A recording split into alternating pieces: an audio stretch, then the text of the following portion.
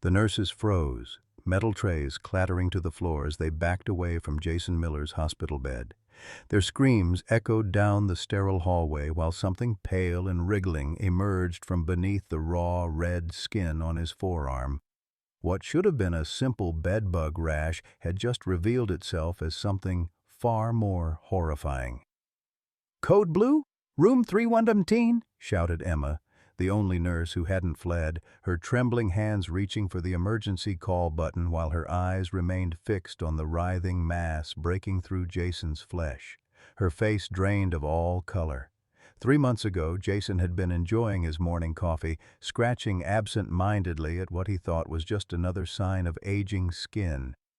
Now he lay exposed, vindicated in the worst possible way. "I told you," he whispered, voice cracking with a mixture of terror and bitter satisfaction. "I told all of you it wasn't just a rash." Leave a like and share your thoughts in the comments along with the city you're watching from now. Let's continue with the story. Jason Miller had always been a creature of habit. At 67, the retired history teacher from Millfield High School moved through his days with the predictable rhythm of the grandfather clock that had stood in his living room for 40 years. Every morning he would rise at 6:30, brew a pot of coffee, and sit in Margaret's floral armchair by the bay window, watching as the Connecticut neighborhood slowly came to life. It had been 5 years since Margaret passed after a brutal battle with cancer, leaving Jason alone in the 2-story colonial they had purchased as newlyweds.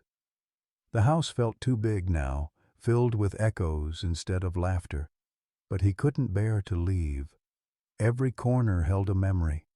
Margaret's garden visible from the kitchen window, the small chip in the bathroom sink from when Robert had dropped his toy fire truck as a child, the worn spot on the staircase banister where their hands had slid thousands of times. Robert called from Seattle every Sunday evening. Their conversations were pleasant but shallow, father and son connected by obligation more than intimacy. Jason never mentioned his struggles on his fixed income, how the property taxes kept rising while his pension stayed the same. He certainly didn't mention the loneliness that sometimes felt like a physical weight pressing against his chest. "You should sell the house, Dad," Robert would say every few months. "Get a nice condo, less maintenance."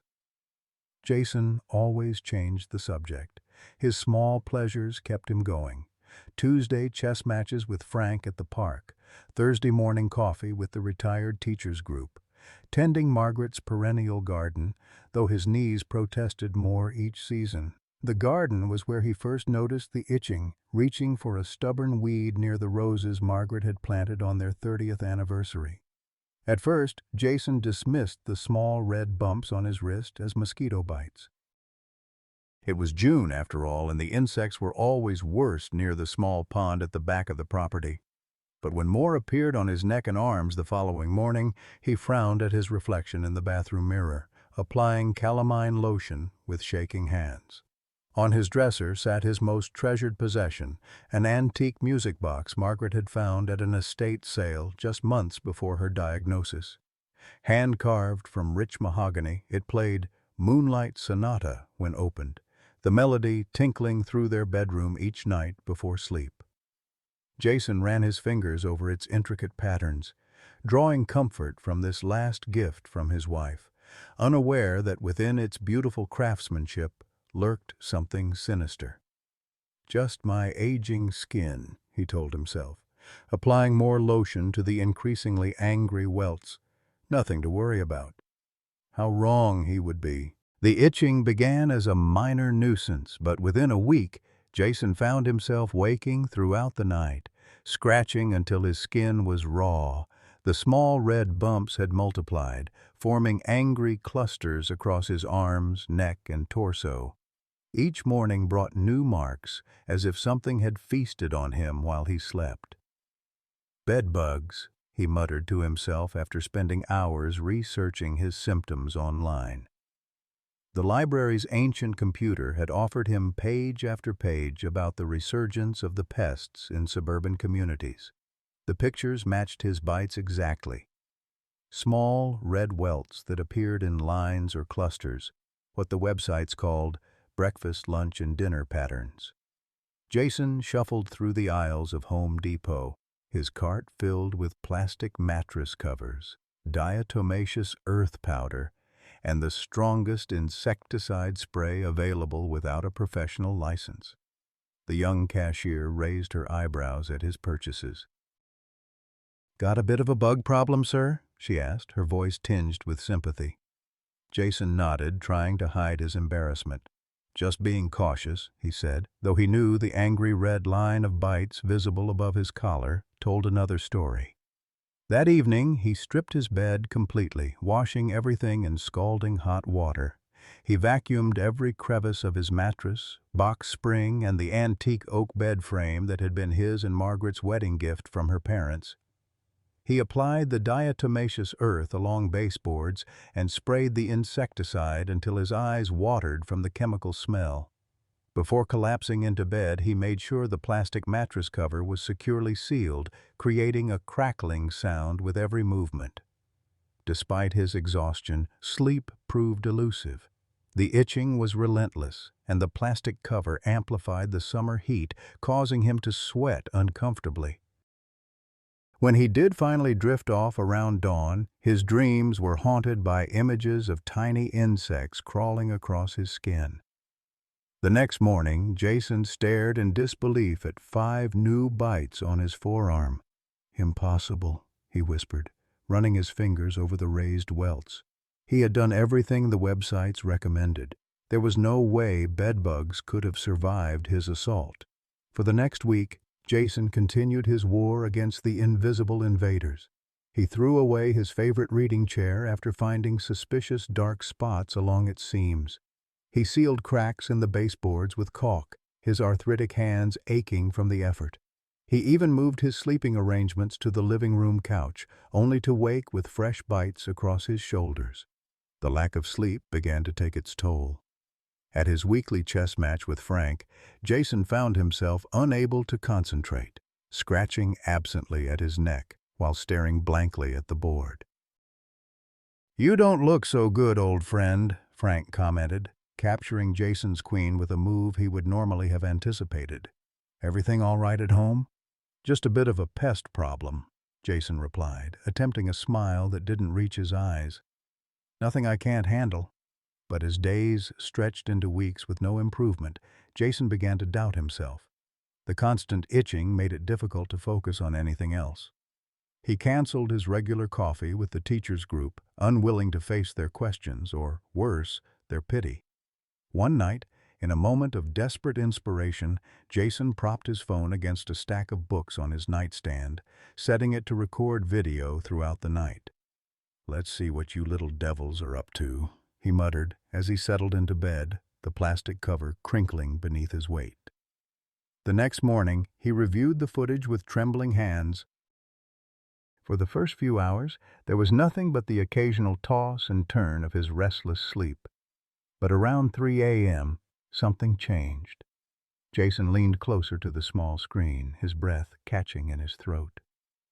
The blanket covering his torso seemed to ripple slightly, as if something was moving beneath it. He paused the video, zooming in as much as the phone would allow, but could make out no distinct shape, just the unsettling movement where there should have been stillness. "That's it," Jason said aloud, his voice sounding strange in the empty house. "Time to call in the professionals." Mike Peterson from All Clear Pest Control arrived that afternoon, a middle-aged man with a kind face and efficient manner. He listened patiently as Jason described his symptoms and efforts, nodding occasionally and jotting notes on a clipboard. "You've certainly been thorough," Mike commented, pulling on a pair of latex gloves. "Let me take a look around." For the next hour, Jason watched anxiously as Mike conducted a methodical inspection. The exterminator examined every seam of the mattress, dismantled the bed frame, checked behind the headboard, inspected the baseboards, and even used a specialized flashlight to look for evidence in the carpet fibers. When Mike finally straightened up, removing his gloves with a snap, his expression was puzzled. "Mr. Miller, I'm not finding any evidence of bed bugs," he said. "No droppings, no casings, no eggs, nothing." "That's impossible," Jason protested, gesturing to the angry welts on his arms. "Look at these bites. What else could it be?" Mike shook his head, frowning slightly. "These do resemble bedbug bites, but there are other possibilities. Could be fleas, though you mentioned no pets. Sometimes carpet beetles can cause similar reactions in sensitive individuals." "I've had the same carpet for 20 years, Jason said. "Never had a problem before." "Well, I could set some professional traps, see if we catch anything overnight," Mike suggested. "But honestly, Mr. Miller, you might want to consider seeing a doctor.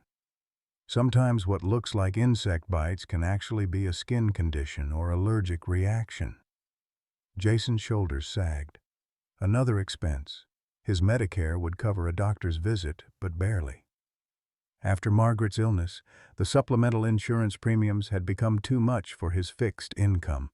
The memory of those final medical bills still haunted him, the way they had piled up on the kitchen table, each one a paper reminder of his helplessness as cancer stole his wife piece by piece.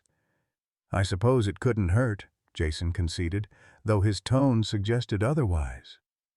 That night, with Mike's traps set strategically around the house, Jason tried once more to sleep. The itching seemed worse than ever, as if whatever was tormenting him had been agitated by the day's inspection. He tossed and turned, applying calamine lotion until his sheets were stained pink. Around midnight, he gave up on sleep altogether and shuffled to the bathroom, flicking on the harsh fluorescent light. His reflection startled him.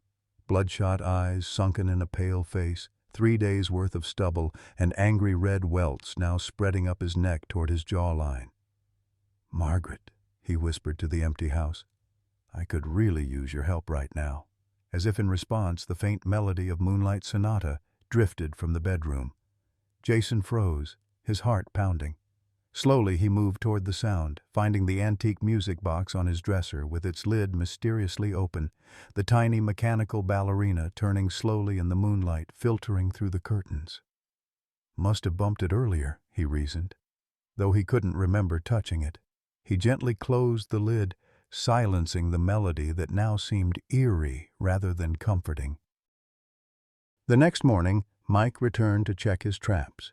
Each one was empty. "Not a single catch," the exterminator said, genuine confusion in his voice. "These traps are specifically designed to lure bedbugs and similar pests. If they were here, we'd have caught at least one." Jason felt a wave of despair wash over him. If it wasn't bedbugs, what was happening to him? Was his mind playing tricks? Was he scratching himself in his sleep? "I'd really recommend seeing a doctor," Mike said gently, packing up his equipment. "Could be something internal causing these symptoms." After Mike left, Jason sat at his kitchen table staring at the phone. The thought of trying to explain his situation to a doctor, likely some young person who would view him as just another hypochondriac senior citizen, was almost unbearable. But as he absently scratched at a new cluster of welts on his wrist, he knew he had no choice. With a deep sigh, Jason picked up the phone and dialed the number for Dr. Sarah Thompson, the dermatologist his primary care physician had recommended years ago when Margaret had developed a rash from her chemotherapy. As the receptionist's cheerful voice answered, Jason steeled himself for what was to come, unaware that this would be the first step in a journey far more terrifying than he could possibly imagine. The waiting room of Dr. Sarah Thompson's dermatology practice was decorated in soothing blues and greens, with framed prints of beach scenes and ocean waves adorning the walls. Jason sat stiffly in an uncomfortable chair, surrounded by glossy magazines touting miracle skin creams and non-invasive procedures to turn back the clock. Everyone else in the waiting room seemed at least 20 years younger than him, women with designer handbags and men in business casual attire who glanced at their watches impatiently. 3 days had passed since he'd called for an appointment. 3 more nights of torturous itching, of new welts appearing in places he couldn't reach, of catching himself scratching in his sleep until his fingernails came away with traces of blood. The receptionist had initially offered him an appointment 6 weeks out, and it was only when Jason described his symptoms in increasingly desperate detail that she'd found a cancellation. "Mr. Miller?" A young nurse called his name, not looking up from her clipboard as Jason struggled to his feet, his knees protesting the movement after an hour of sitting. She led him down a hallway lined with before and after photos of skin treatments, taking his blood pressure and weight with mechanical efficiency before directing him to an examination room. "The doctor will be with you shortly," she said, closing the door behind her. Jason sat on the edge of the examination table, the paper cover crinkling beneath him like the plastic mattress protectors he'd abandoned after their obvious failure. The small room was cold, and he resisted the urge to scratch at the new welts that had appeared on his neck that morning. 20 minutes later, a sharp knock preceded Dr. Thompson's entrance.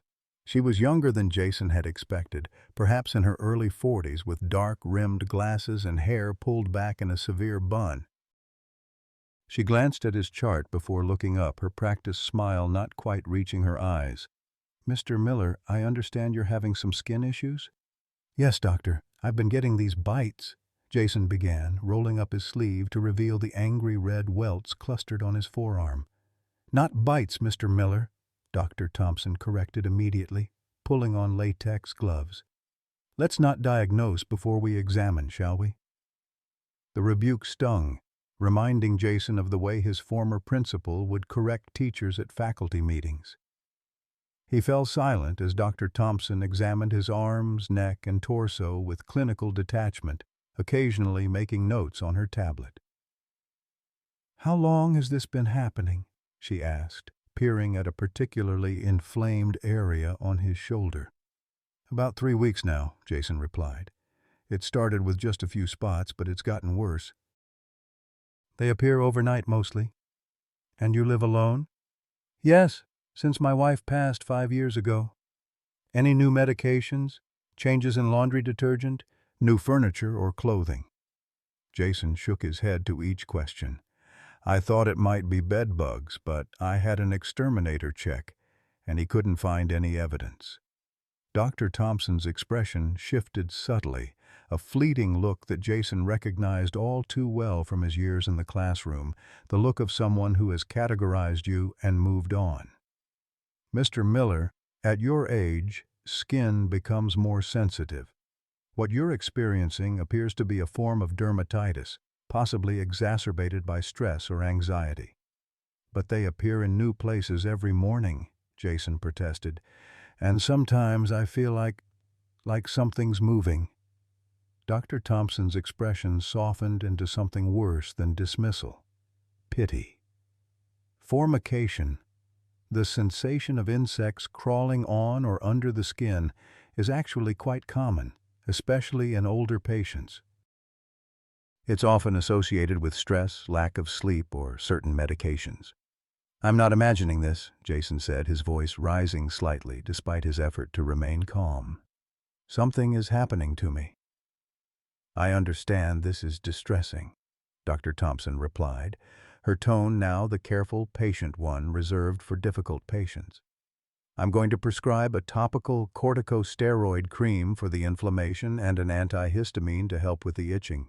I also think it might be beneficial for you to speak with someone about the anxiety you're experiencing." "You mean a psychiatrist?" Jason asked incredulously. "You think I'm making this up?" "Not at all, Mr. Miller. But our mental and physical health are deeply connected, and sometimes addressing one helps resolve the other."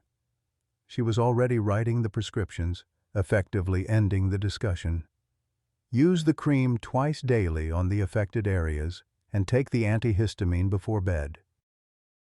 It may cause drowsiness, which might actually help with your sleep disturbances." Jason took the prescriptions with a numb hand, feeling as though he'd somehow failed a test he didn't know he was taking. Dr. Thompson was already moving toward the door, her next patient's chart in hand. "Follow up in 2 weeks if you don't see improvement," she said over her shoulder. "The receptionist can schedule you on your way out." The drive home was a blur, Jason's mind cycling between anger, embarrassment, and a growing sense of desperation. At the pharmacy, the young technician avoided eye contact as she rang up his prescriptions, making Jason wonder if she could read the diagnosis codes, if she too thought he was just a crazy old man scratching at imaginary bugs. That night, Jason dutifully applied the cream and took the antihistamine, though a stubborn part of him wanted to throw them both in the trash. As the medication took effect, he felt his eyelids growing heavy, his thoughts becoming fuzzy around the edges. For the first time in weeks, he fell into a deep, dreamless sleep. He awoke disoriented, the room still dark, the bedside clock reading 3:17 a.m. Something had pulled him from sleep. A sound? A sensation? Jason lay perfectly still, trying to identify what had disturbed him. Then he felt it, a distinct tickling along his ribcage, as if a single hair was being dragged slowly across his skin. Jason switched on the lamp with a trembling hand and pulled up his pajama top. What he saw made his breath catch in his throat. A new line of welts had appeared, angrier and more raised than before, forming an almost perfect curve along his ribs. And at the end of the line, something that made his heart nearly stop. A small, raised area of skin that seemed to pulse slightly, as if something beneath it was moving. "Oh God," Jason whispered, his voice breaking the silence of the empty house. The drowsiness from the medication still clouded his mind, making the scene before him seem surreal, dreamlike. Hesitantly, he touched the raised area, feeling something firm beneath the surface of his skin. When he applied gentle pressure, a sharp pain shot through him, followed by the unmistakable sensation of movement. Jason scrambled out of bed, nearly falling as his feet tangled in the sheets. He staggered to the bathroom, flipping on the harsh fluorescent light, his reflection in the mirror pale and wild-eyed. The raised area on his side was now visibly moving, the skin stretching as if something was trying to reposition itself beneath it. The room seemed to tilt around him, black spots dancing at the edges of his vision. Jason grabbed his phone from the bedside table with shaking hands, scrolling through his contacts until he found Robert's number. It was only midnight in Seattle. His son would still be awake. The phone rang 4 times before Robert answered, his voice wary. "Dad, is everything okay? It's the middle of the night there." "Something's wrong, Rob," Jason said, struggling to keep his voice steady. "I need help. There's something in me." "Dad, slow down. What are you talking about?" Robert's tone shifted from wariness to concern. "The bites, they're not just bites. There's something moving under my skin. I can see it, feel it moving." Even as he spoke, Jason knew how he sounded.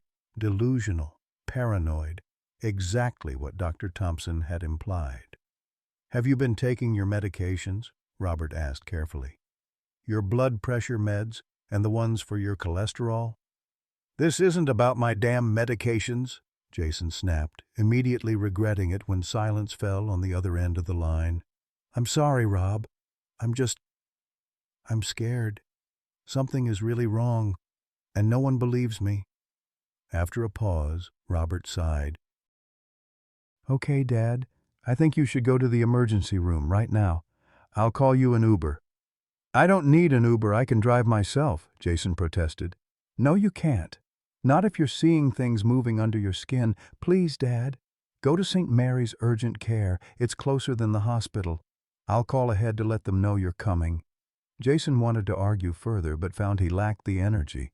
The moving sensation had subsided slightly, but the fear remained, a cold knot in the pit of his stomach. "All right," he conceded. "I'll go." 30 minutes later, Jason sat in another waiting room, this one harshly lit and populated with a more diverse crowd. A mother with a feverish child, an elderly woman with an oxygen tank, a young man cradling what appeared to be a broken wrist.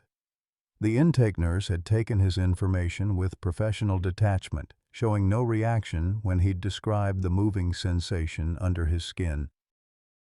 Now he waited, the clock on the wall ticking away the minutes, each one stretching into eternity. "Mr. Miller?" A soft voice broke through his anxious thoughts. Jason looked up to see a nurse with kind eyes and auburn hair tucked beneath her cap. Her name badge read, "Emma Davis, RN." "Yes, that's me," he said, struggling to his feet. "I understand you're experiencing some unusual symptoms," she said, leading him to an examination room. "Your son called ahead and mentioned you've been having some skin issues and sensations of movement." There was something in her tone, not the dismissal he'd come to expect, but genuine curiosity. Jason felt a flicker of hope as he followed her into the small room. "I know how it sounds," he began, "but I'm not imagining this. Something is wrong with me, and it's getting worse." Nurse Emma nodded, gesturing for him to sit on the examination table. "Why don't you show me where you're experiencing the symptoms?" With trembling hands, Jason lifted his shirt to reveal the line of welts along his rib cage. To his dismay, the raised area that had been visibly moving earlier now appeared still, though still inflamed. "It was moving earlier, I swear it," he said, hearing the desperation in his voice. Instead of the dismissal or pity he expected, Nurse Emma leaned in closer, examining the welts with focused attention. "These are unusual," she murmured, gently touching the area around the inflammation. "How long have you had these specific marks?" "These just appeared tonight, but I've been getting similar ones for weeks now," Jason explained. "They started on my arms and neck, but they've spread. New ones appear every morning." Emma's brow furrowed in concentration as she examined his arms, neck, and back, taking pictures with a small digital camera. "And you mentioned a sensation of movement?" "Yes, especially tonight. It was like something was shifting under my skin." Jason shuddered at the memory. "I'd like to take a small sample," Emma said, opening a drawer to retrieve a sterile package. "Just a scraping from one of these areas. It might help us identify what we're dealing with." "You believe me?" Jason asked, unable to keep the surprise from his voice. Emma's eyes met his, steady and reassuring. "Mr. Miller, I've been a nurse for 15 years. One thing I've learned is that patients usually know when something is wrong with their bodies, even if they can't explain exactly what it is.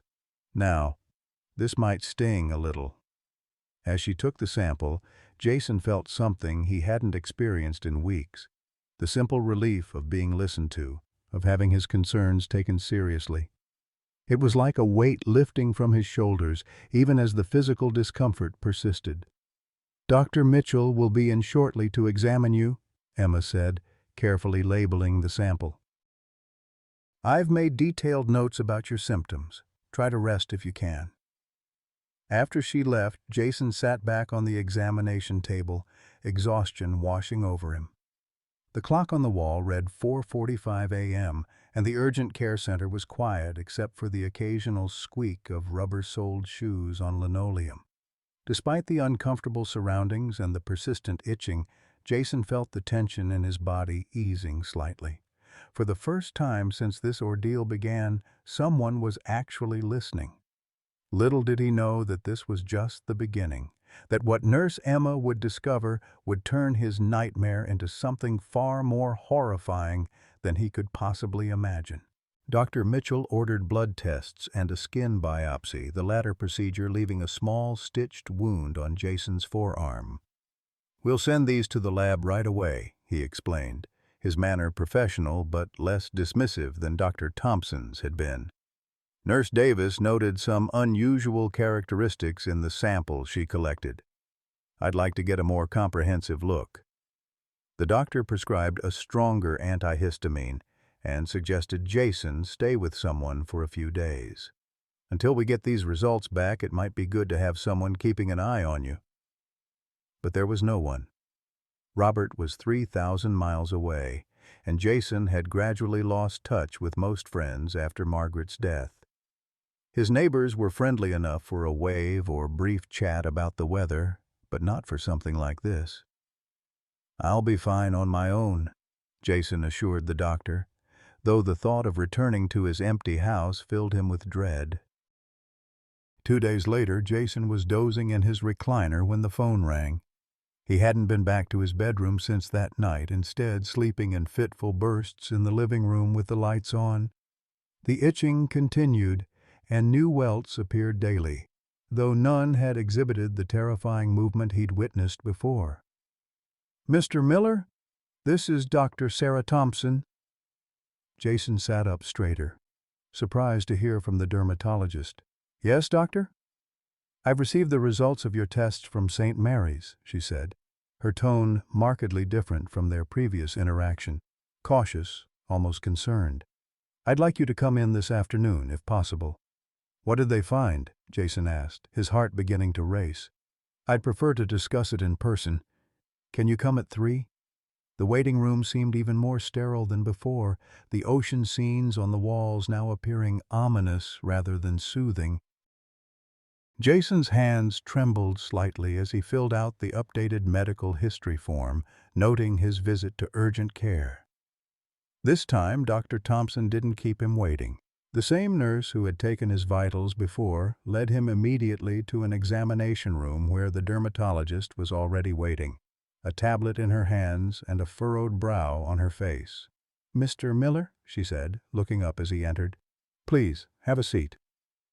She gestured to a chair rather than the examination table, taking a seat herself on a rolling stool. "First, I want to apologize for our last appointment.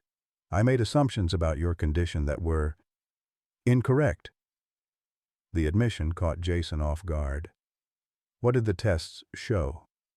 Dr. Thompson swiped through several screens on her tablet before responding. The biopsy revealed something quite unexpected. "You have what appears to be a parasitic infection, though we haven't been able to identify the specific organism yet."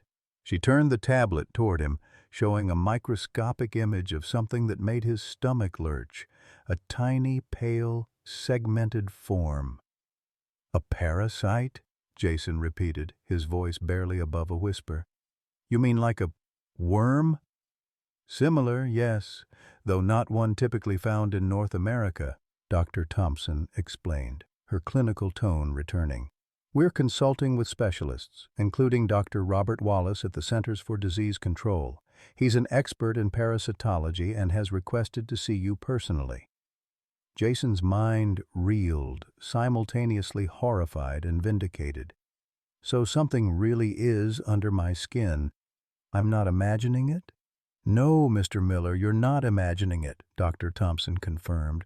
"What you're experiencing is real and potentially serious. These organisms appear to be migrating through subcutaneous tissue, causing the welts and sensations you've described."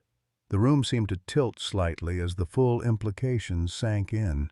"How did this happen? How do we get rid of them?" "That's what we need to determine. Dr. Wallace is flying in from Atlanta tomorrow. In the meantime, I'd like to admit you to St. Mary's for observation and to begin a preliminary treatment with antiparasitic medication." "The hospital?" Jason echoed, thoughts immediately turning to costs. "Will Medicare cover this?" Dr. Thompson's expression softened slightly. "We'll have a financial counselor discuss that with you, but given the unusual nature of your case, I believe most costs will be covered." "This is now considered a matter of some urgency, Mr. Miller." Urgency. The word hung in the air between them, carrying implications that neither voiced aloud. Whatever was inside him was serious enough to bring a CDC specialist across the country. Jason thought of the moving lump he'd seen, the sensation of something shifting beneath his skin, and fought a wave of nausea. "I'll need to get some things from home," he said finally, his voice sounding distant to his own ears. "Of course. I'll call ahead to the hospital and arrange for your admission. Can someone drive you?" Jason shook his head. "I'll manage." The house felt different when Jason returned to pack a bag. Foreign, somehow, as if it belonged to someone else. He moved through the rooms quickly, gathering essentials, toiletries, comfortable clothes, his medications. In the bedroom, he hesitated before approaching the dresser where Margaret's music box sat. Almost without thinking, he picked it up and added it to his bag. He might be in the hospital for days. Having this small piece of Margaret with him would be a comfort. As he was leaving, the phone rang. Jason considered letting it go to voicemail but saw Robert's number on the caller ID. "Dad." "How are you feeling?" His son's voice was tense with worry. "They found something," Jason replied, bypassing pleasantries. "Parasites, they think. I'm being admitted to St. Mary's today." "Parasites?" Robert repeated, disbelief evident in his tone. "How is that possible?" "I don't know. There's a specialist flying in from the CDC tomorrow to examine me." A long pause followed. "I'm booking a flight," Robert said finally. "I'll be there tomorrow evening." "You don't have to do that," Jason protested weakly, though relief flooded through him at the thought of seeing his son.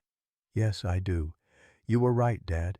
Something was wrong, and I should have taken it more seriously from the beginning." The admission brought a lump to Jason's throat. "Well, I'll be at St. Mary's if you can make it. Room number TBD. I'll be there. And Dad, hang in there. We'll figure this out. St. Mary's Hospital was a sprawling complex on the outskirts of town, its modern glass entrance at odds with the older brick wings visible behind it. Jason checked in at the admissions desk, where a sympathetic woman with graying hair helped him navigate the paperwork. Medicare should cover most of this, she assured him, though her eyes flickered uncertainly when reviewing his supplemental coverage. "The financial counselor will go over everything with you tomorrow." A nursing assistant escorted Jason to a private room on the third floor, explaining that his case required certain precautions. The room was small but comfortable enough, with a window overlooking the hospital's courtyard garden. Nurse Emma Davis appeared shortly after Jason had settled in, her familiar face a welcome sight amidst the strangeness of the situation. "Mr. Miller, I see you're getting settled," she said, checking his wristband. "I requested to be assigned to your case." "Hope you don't mind." "Not at all," Jason replied, genuinely pleased. "You were the first person to take me seriously." Emma smiled as she checked his vital signs. "Sometimes we have to trust what patients tell us even when it doesn't fit neatly into our medical textbooks. Dr. Mitchell and I were quite intrigued by your samples. I understand Dr. Wallace from the CDC is coming tomorrow?" "That's what they tell me. Seems like a lot of fuss." "It's not every day we encounter an unidentified parasitic infection in Connecticut," Emma replied, making notes in his chart. "They've scheduled an MRI and ultrasound for this evening to map the extent of the infection. In the meantime, Dr. Thompson has ordered an initial course of ivermectin, which is effective against many parasites." Jason nodded, trying to process the rapid developments. Just days ago, he had been dismissed as an anxious old man with imaginary complaints. Now he was the subject of serious medical investigation, important enough to warrant a visit from a CDC specialist. "Have you contacted your family?" Emma asked, preparing to administer the first dose of medication. "My son is flying in from Seattle tomorrow," Jason said, surprising himself with how much that simple fact comforted him. "That's good. It helps to have someone with you through this kind of thing." She paused, her expression shifting slightly. "Mr. Miller, I know this is all happening very quickly, but I want you to know that you're in good hands. We're going to figure this out." That evening, after being wheeled back and forth between various imaging departments, Jason lay in his hospital bed watching the sunset paint the sky in shades of orange and pink. The day's procedures had left him exhausted, the constant poking and prodding a reminder of Margaret's final weeks. How many times had he sat beside her hospital bed, watching her endure test after test, treatment after treatment, until there was nothing left to try. A soft knock at the door interrupted his melancholy thoughts. A middle-aged man in a rumpled suit stood in the doorway, a laptop bag slung over his shoulder. "Mr. Miller? I'm Dr. Wallace from the CDC. I caught an earlier flight and thought I'd check in on you this evening if you're up to it." Jason struggled to sit up straighter. "Of course, doctor. Please come in." Dr. Wallace pulled a chair close to the bed, his movements efficient but not rushed. He had the weathered look of someone who spent time in the field, his salt and pepper beard neatly trimmed, his eyes sharp and attentive behind wire-rimmed glasses. "I've reviewed your case files and the preliminary imaging results," he said, opening his laptop. "You've presented us with quite an interesting situation, Mr. Miller." "Not by choice," Jason replied dryly. A hint of a smile crossed Dr. Wallace's face. "No, I imagine not. Parasitic infections can be quite distressing, especially ones like yours that don't follow the usual patterns. Do you mind if I examine some of the affected areas?" Jason nodded, rolling up his sleeve to reveal the latest cluster of welts on his forearm. Dr. Wallace leaned in close, using a small magnifying glass to study the inflamed skin. "Fascinating," he murmured, almost to himself.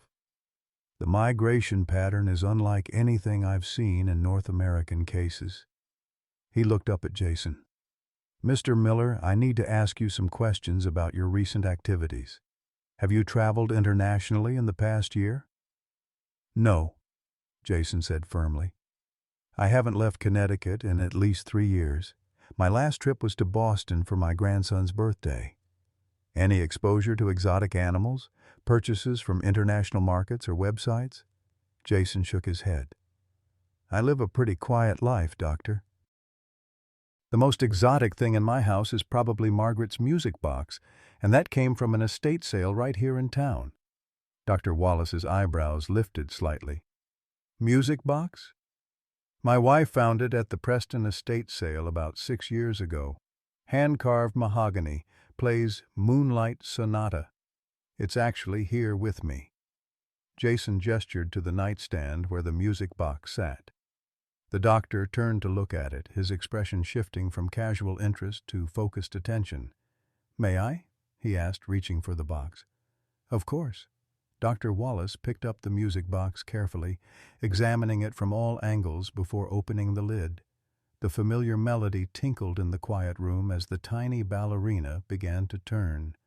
"Beautiful craftsmanship," the doctor commented, studying the interior mechanism. "Do you know its provenance, where it was made?"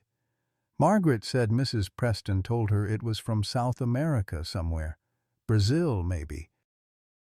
"The Prestons traveled extensively before they retired here."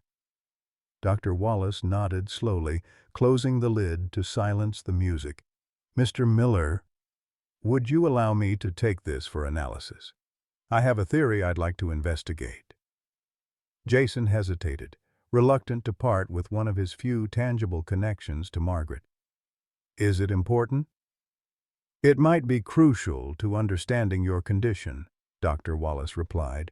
"Some woodworking techniques in certain regions involve treatments that can harbor dormant parasitic eggs or larvae for years, sometimes decades, under the right conditions. Humidity, temperature, they can become viable again." The implication was clear, and Jason felt a chill run through him. Could Margaret's beloved gift be the source of his torment? "Take it," he said finally, "if it helps figure this out." Dr. Wallace carefully placed the music box in a plastic specimen bag he produced from his laptop case. "I'll have our lab analyze this immediately." In the meantime, the treatment protocol Dr. Thompson started is appropriate, though we may need to adjust it based on what we find. After the doctor left, Jason stared at the empty space on the nightstand where the music box had been. If Dr. Wallace's theory was correct, the parasites had been with him for years, dormant in the wooden box that had sat beside his bed every night since Margaret's death. The thought was deeply unsettling, that something so precious could harbor something so harmful. His phone buzzed with a text from Robert. Landed early. We'll be there by noon tomorrow. Hang in there, Dad. A small comfort in the midst of uncertainty. Jason closed his eyes, trying to ignore the persistent itching and the occasional sensation of movement beneath his skin. Tomorrow would bring answers, one way or another. For now, all he could do was wait. As he drifted into an uneasy sleep, Jason couldn't shake the image of the music box playing its haunting melody, the tiny ballerina turning endlessly in circles, unaware of what lurked within the beautiful craftsmanship that housed her. Jason awoke to a hospital room bathed in early morning light, momentarily disoriented before the events of the previous day came rushing back. The persistent itching that had become his constant companion seemed more intense, concentrated now along his rib cage and forearm. He reached to scratch before remembering Nurse Emma's warning not to disturb the affected areas. A breakfast tray sat untouched on the rolling table beside his bed, bland oatmeal, toast, and orange juice that held no appeal. Jason had just managed to sit up when Dr. Wallace appeared in the doorway, his expression grave but controlled. "Mr. Miller, good morning. I hope you were able to get some rest." "As much as can be expected," Jason replied, noting the dark circles under the doctor's eyes. "Looks like you didn't get much yourself." Dr. Wallace offered a tired smile. "I was with the lab team most of the night. We've made some significant findings that I'd like to discuss with you." He glanced at the uneaten breakfast. "But perhaps you'd like to eat first." "I'd rather know what you found." The doctor nodded, pulling up a chair beside the bed. He placed a tablet on the rolling table, swiping to bring up several images that Jason couldn't quite make sense of. Microscopic photographs of something pale and segmented. "We analyzed your music box extensively," Dr. Wallace began. "The wood itself was treated with a natural preservative common in certain regions of South America, particularly in artisanal workshops in rural Brazil. This particular treatment contains resins from indigenous plants that, while excellent for preserving the wood against insects and humidity, can also create a protective environment for certain parasitic eggs." Jason stared at the images, trying to connect them to the object that had sat on his dresser for years. "You're saying there were eggs inside the music box?" "Precisely. The specific parasite is a variant of Loa loa, commonly known as the African eyeworm, though this appears to be a South American subspecies not well documented in scientific literature. Typically, these parasites are transmitted through insect bites, but in rare cases, they can be transmitted through direct contact with dormant eggs when conditions are right." Jason's stomach turned at the word worm, but he forced himself to focus. "How did they get from the box to me?" Dr. Wallace's expression softened slightly. "From what we can determine, the eggs remain dormant for years. Recent changes in your home environment may have activated them, perhaps increased humidity, changes in temperature. You mentioned handling the box regularly?" "Every night," Jason admitted. "I open it before bed." It was Margaret's gift. The consistent handling, combined with body heat and perhaps changes in your home's climate, likely created the perfect conditions for the eggs to hatch. The larvae would have been nearly microscopic at first, easily penetrating the skin during contact. Jason looked down at his hands, the same hands that had lovingly opened that box every night, unknowingly inviting these creatures into his body. "And now they're moving around inside me?" Dr. Wallace nodded gravely. "The imaging studies show multiple organisms at various stages of development. They appear to be migrating primarily through subcutaneous tissue, just beneath the skin, but some have moved deeper into the fascia between muscle layers."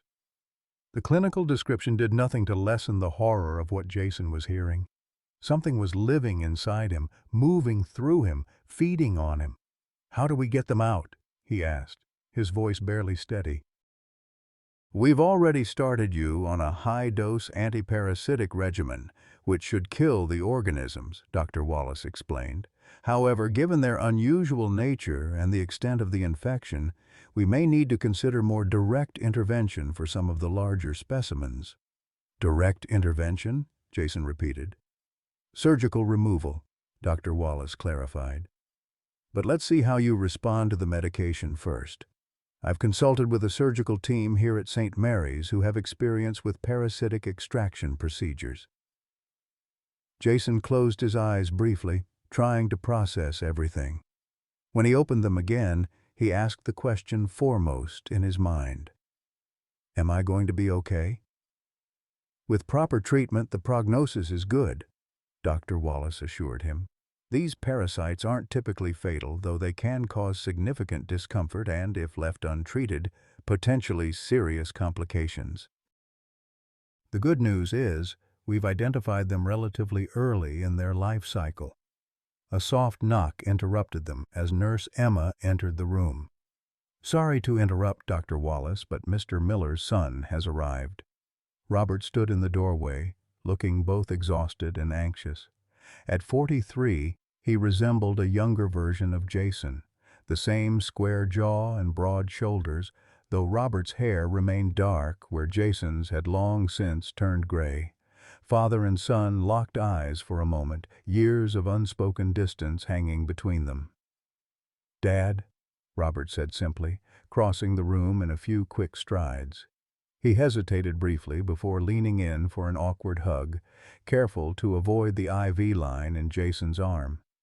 "You didn't need to rush all the way out here," Jason said, though the relief in his voice belied his words. "Yes, I did." Robert turned to Dr. Wallace, extending his hand. "Robert Miller, thank you for looking after my father." Dr. Wallace shook his hand firmly. "I was just explaining your father's condition to him. Perhaps you'd like to join us for the rest of the discussion?" For the next 20 minutes, Dr. Wallace repeated his findings and explained the treatment plan in more detail, while Robert listened intently, occasionally asking questions that hadn't occurred to Jason. The younger Miller had inherited his mother's analytical mind and attention to detail. "What about costs?" Robert asked eventually. "Dad's on Medicare, but I know these specialized treatments can get expensive." Dr. Wallace exchanged a glance with Nurse Emma before responding. "Given the unusual nature of this case and its potential research value, the CDC has a program that may cover much of what Medicare doesn't. I've already submitted the paperwork to have your father's case included." "Research value?" Jason echoed. "This particular subspecies is poorly documented," Dr. Wallace explained. "What we learn from your case could help identify and treat similar infections in the future. With your permission, of course, we'd like to document every aspect of the treatment process." Before Jason could respond, a sharp pain shot through his forearm, causing him to wince visibly. All three visitors turned to him in concern. "Mr. Miller?" Emma moved quickly to his side. "What are you feeling?" "It's my arm," Jason said through gritted teeth. "It feels like something's moving, but more than before, more intense." Dr. Wallace's demeanor shifted immediately from conversational to clinical. "Emma, page Dr. Shepard and the surgical team. Tell them we may need to move up the procedure." "What's happening?" Robert demanded, his face pale. "The anti-parasitic medication can sometimes cause increased activity in the parasites before they're neutralized," Dr. Wallace explained, already pulling back the sleeve of Jason's hospital gown to examine his arm. "It's actually a good sign. It means the medication is working, but it can be quite uncomfortable." Uncomfortable was an understatement.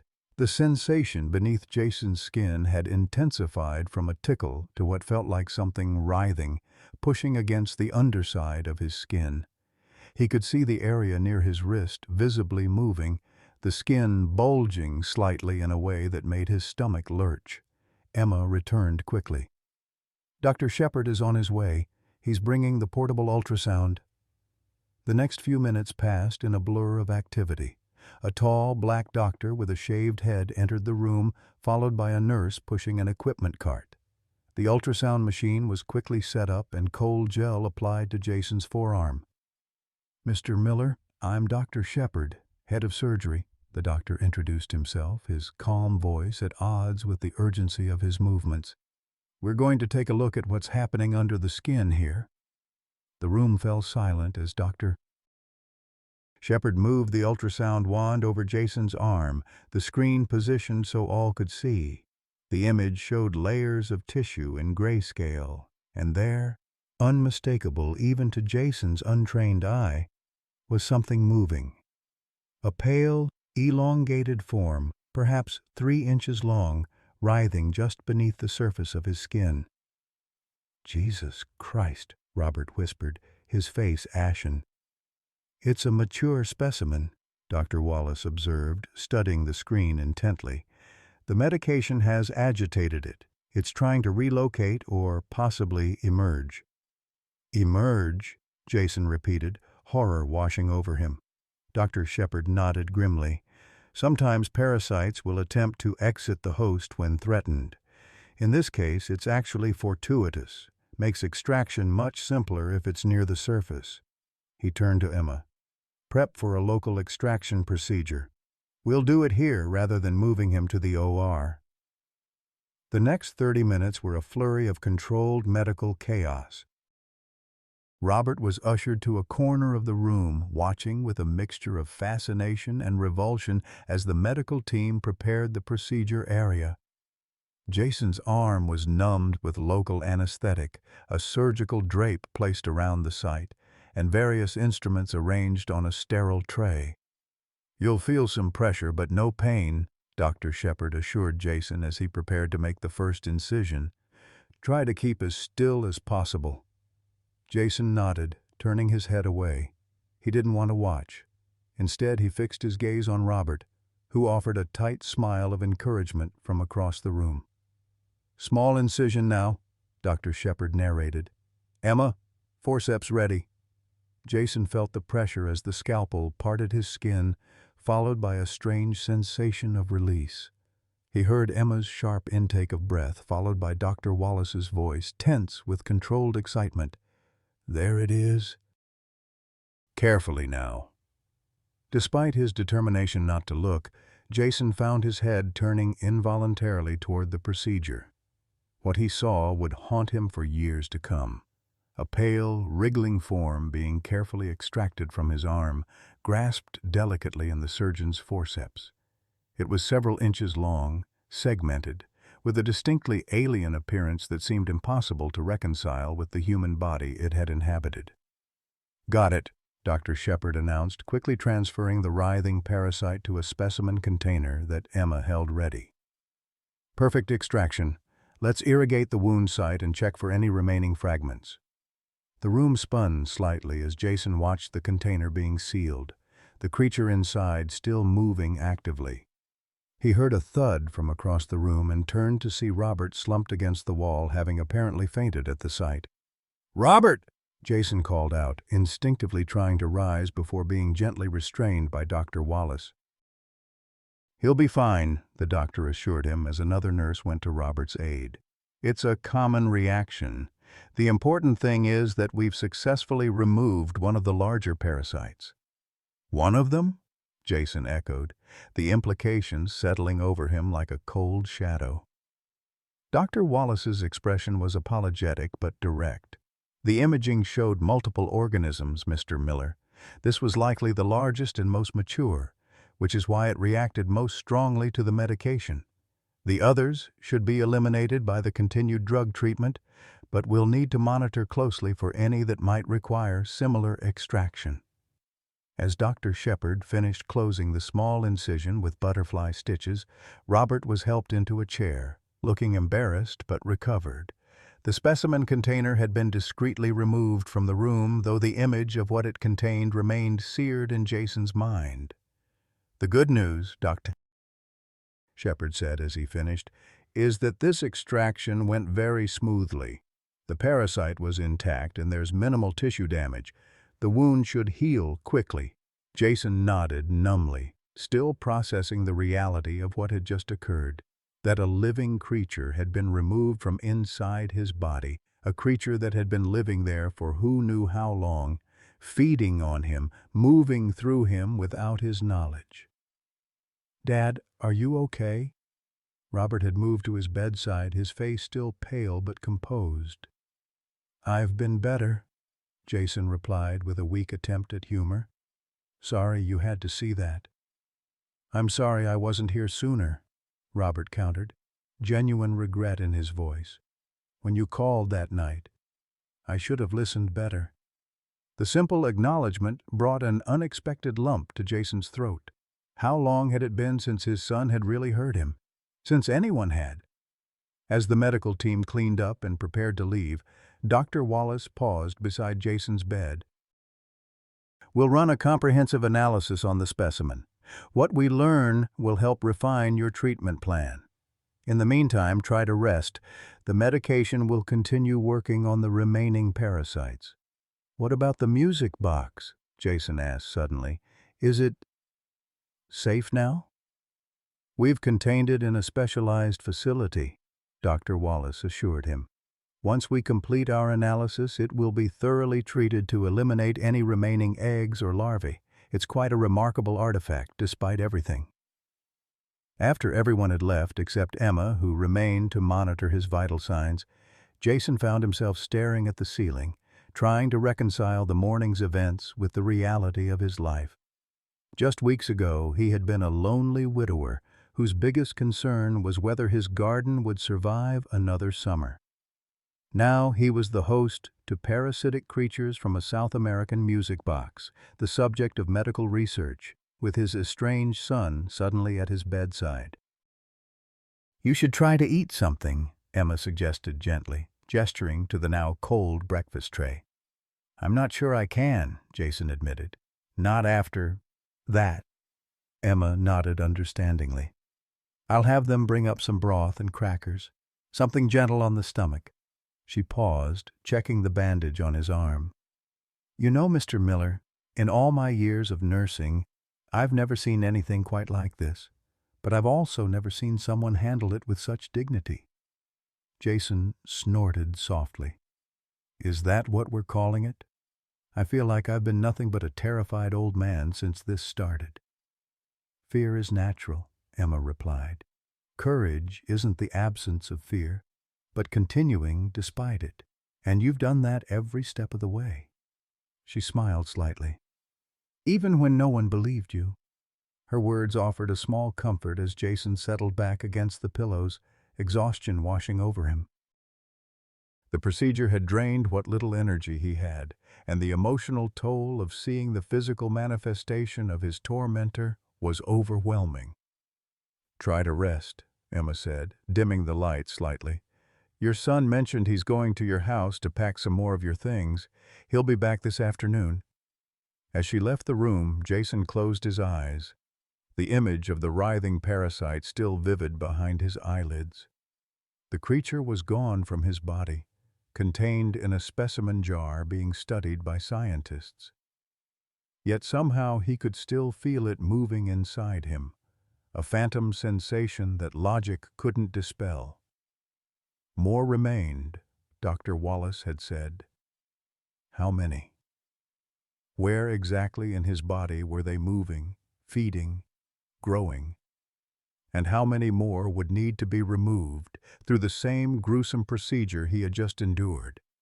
Despite his exhaustion, sleep remained elusive as these questions circled in Jason's mind. The one small comfort was that finally, undeniably, everyone knew he wasn't crazy. The horror was real, and now they had all seen it with their own eyes. The days following the extraction procedure blurred together in a haze of medications, tests, and fitful sleep. Jason's hospital room became his entire world, the rhythmic beeping of monitors and the squeak of nurses' shoes on linoleum marking the passage of time more reliably than the clock on the wall. The anti-parasitic drugs left him nauseated and weak, his appetite non-existent despite Robert's and Emma's gentle encouragement to eat. Dr. Wallace visited daily, each time with updates that mixed progress with sobering reality. The extracted parasite had been thoroughly analyzed, confirming his initial identification of a rare South American low Loa variant. The medication was working. Blood tests showed decreasing markers of parasitic activity. But follow-up imaging revealed at least 3 more mature specimens that would likely require surgical removal. The good news, Dr. Wallace explained on the 4th morning, is that we've eliminated most of the juvenile organisms. The remaining mature ones are proving more resistant to the medication, but they're contained to identifiable locations.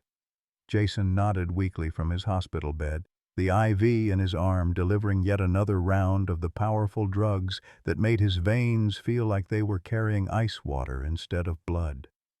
When can we remove the others? Dr. Shepard wants to schedule the procedures for tomorrow morning. Your body needs time to recover between extractions, and your latest blood work shows some concerning kidney function values. The medication is putting strain on your system. From his chair beside the bed, Robert leaned forward. Is that dangerous? Should we consider alternatives? Dr. Wallace's expression remained carefully neutral. There are always risks with aggressive treatment protocols, but the alternative, leaving the parasites in place, carries greater risks in the long term. They could migrate to more critical areas, potentially causing neurological or cardiovascular complications. The clinical language did little to soften the horrifying reality. Creatures were living inside Jason's body, and removing them meant balancing the trauma of extraction against the danger of letting them remain. I want them out, Jason said firmly, surprising himself with the strength in his voice. All of them, as soon as possible. After Dr. Wallace left, Robert remained uncharacteristically quiet, staring out the window at the hospital parking lot below. In the 5 days since his arrival, he had barely left Jason's side, sleeping in the uncomfortable recliner chair despite nurses' suggestions that he get a hotel room nearby. You don't have to stay, you know, Jason said finally, breaking the silence. Your work, your family. They need you too. Robert turned, dark circles evident beneath his eyes. Angie has the kids covered. The firm gave me emergency family leave. He hesitated. Dad, there's something we need to discuss about your treatment costs. Jason's heart sank. Here it was. The conversation he'd been dreading. Medicare won't cover it all, will they? No, Robert confirmed. The financial counselor came by while you were asleep yesterday. The CDC program Dr. Wallace mentioned will cover the research aspects and some of the specialized treatments, but there's still going to be a significant gap. We're looking at potentially $40,000 to $50,000, even with all the assistance programs. The number hung in the air between them, impossibly large against Jason's modest savings and fixed income. I'll have to sell the house, he said quietly, the realization settling over him like a physical weight. Dad! No, it's the only way. I've known for a while it was too big for just me anyway. The words felt like a betrayal of Margaret, of the life they'd built together. But what choice did he have? Robert ran a hand through his hair, a gesture so reminiscent of his teenage years that it momentarily transported Jason back decades. I've been thinking about this. Angie and I can help with some of it. Between that and a home equity line instead of selling outright. I won't take your money, Jason interrupted. You have the kids' college to think about, your own retirement. The house is paid off. Selling it makes the most sense. It's Mom's house, Robert said softly. Your home for 40 years. It's just a building now, Jason replied, though the words stuck in his throat. Just wood and brick. They both knew it was more than that. It was where Robert had taken his first steps, where Margaret had planted her beloved roses, where 40 Christmases and countless Sunday dinners had unfolded. It was the physical embodiment of their family history, every scratch on the hardwood floors and chip in the bathroom sink a marker of their shared life. Let me at least talk to some realtors, Robert conceded. Get a sense of the market before we make any decisions." Jason nodded, too tired to argue further.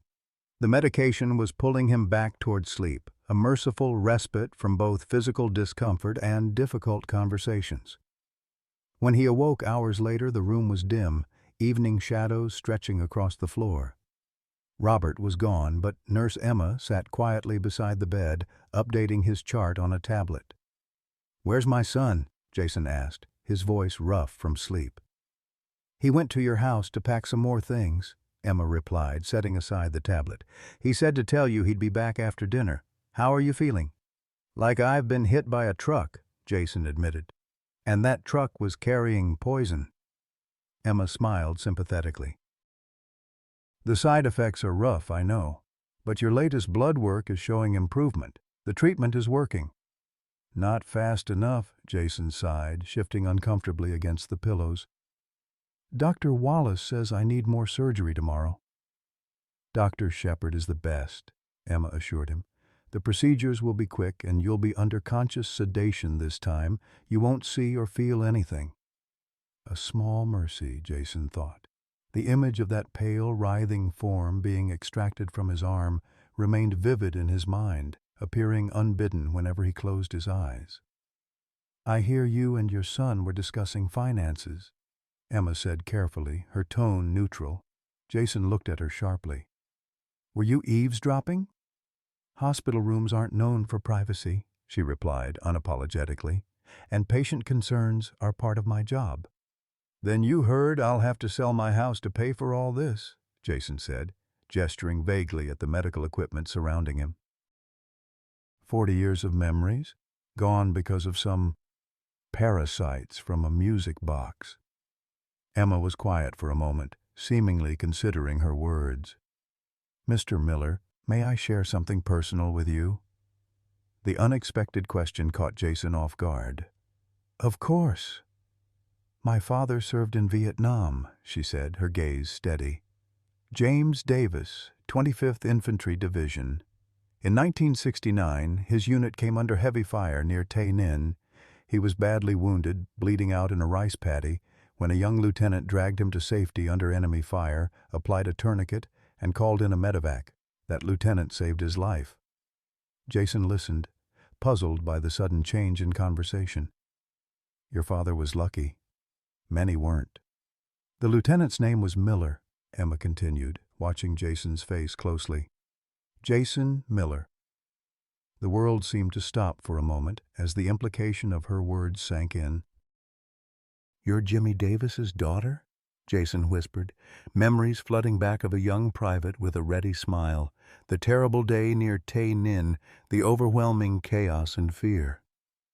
Emma nodded, her eyes bright with unshed tears. "When I saw your name on the admission chart, I couldn't believe it. I checked your military record to confirm. My father told me that story 1,000 times growing up. How Lieutenant Miller carried him through gunfire when everyone else had given up on him." Jason stared at her, seeing now the resemblance to the young soldier he'd known so briefly 56 years ago. "Jimmy made it home? He recovered?" "He did. Married my mother in 1971, had me and my brother, worked as a postal carrier until he retired. He's still alive, living in Hartford with my mom." The knowledge that Jimmy Davis had lived a full life, had married, had children, grown old, hit Jason with unexpected force. In the chaos of war, he'd never learned the fate of the young private he'd dragged to safety, had carried that uncertainty among so many others from those dark days. "Why didn't you say something sooner?" Jason asked. Emma smiled gently. "At first I wasn't completely sure it was you. Then, once I was certain, I wanted to help you just as you'd helped my father, without expectations or recognition. But seeing you face these difficult decisions about your home, your future, I thought you should know that your actions have ripples you never imagined." Jason's throat tightened with emotion. "I was just doing my job that day. Anyone would have done the same." "My father says differently," Emma replied. "He says most men ran for cover. You ran toward him instead." She reached into her pocket and pulled out a small, worn photograph, handing it to Jason. "This is my family at my wedding 5 years ago. My father is the one in the blue suit. The man beside him is my brother James Jr. His 3 children, my nieces and nephew, are in the front row."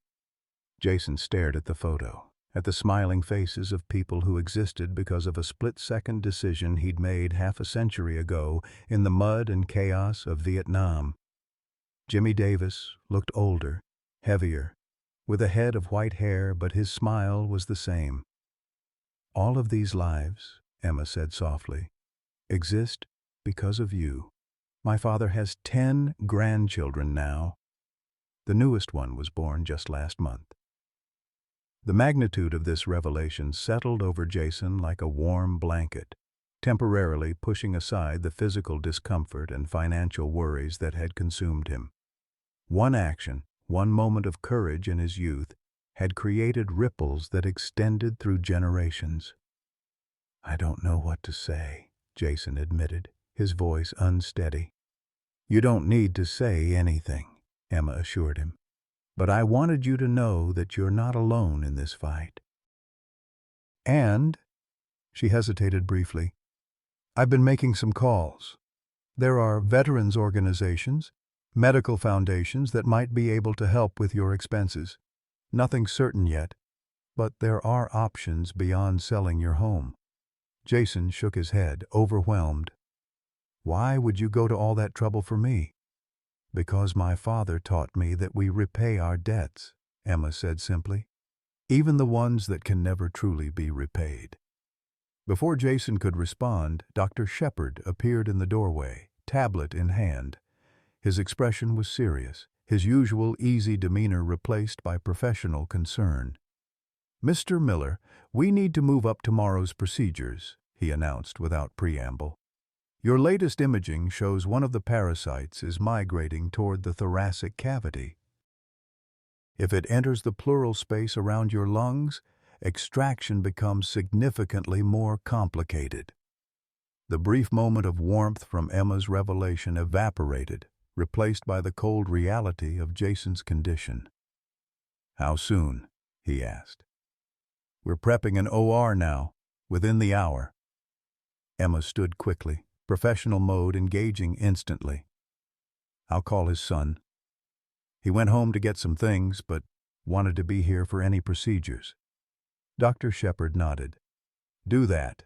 We'll begin pre-op preparations immediately." He turned back to Jason. "Mr. Miller, I know this is sudden, but time is of the essence. The parasite's movement suggests it's responding aggressively to the medication." As Emma hurried from the room to call Robert, Jason felt a wave of dizziness wash over him, whether from fear or the medications he couldn't tell. The brief connection to the past, to Jimmy Davis and the young lieutenant he had once been, faded as the immediate crisis demanded his attention. "Will I be awake for this one?" he asked, remembering all too vividly the sight of the creature emerging from his arm. "No," Dr. Shepard assured him. "Given the location and complexity, we'll use general anesthesia. You'll be completely unconscious. A small mercy, at least." As nurses entered the room to begin preparing him for surgery, Jason closed his eyes briefly, thinking of Margaret, of the home they'd shared, of the uncertain future that awaited him when he recovered. The financial reality hadn't changed. The house would likely still need to be sold. But somehow, knowing that his life had mattered so profoundly to Jimmy Davis and his family made the prospect of starting over a little less daunting. The pre-op medication soon began to take effect, a heavy drowsiness settling over him.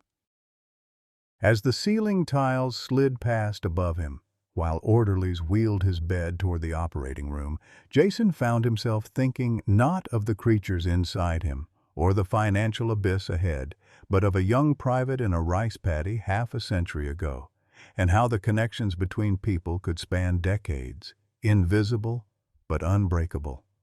His last conscious thought before the anesthesia took hold was a simple prayer, one Margaret had taught him.